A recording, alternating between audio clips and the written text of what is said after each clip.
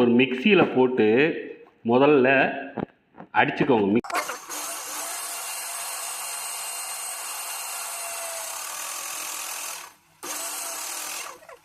கடகடன்னு ஒரு சத்தம் கேட்கு பார்த்தீங்களா? அந்த மாதிரி ஆயிடுச்சுன்னா வெண்ணெயாக ரெடி ஆயிடுச்சுன்னு அர்த்தம். இப்போது எவ்வளவு இருக்குதோ எல்லாத்தையும் சேர்த்து கொஞ்சம் கொஞ்சமாக மிக்சியில் போட்டு அடித்து ஒரு பாத்திரத்தில் போட்டு வச்சுக்கிட்டிங்கன்னா இந்த மாதிரி வெண்ணெய் திரண்டு இருக்கும்.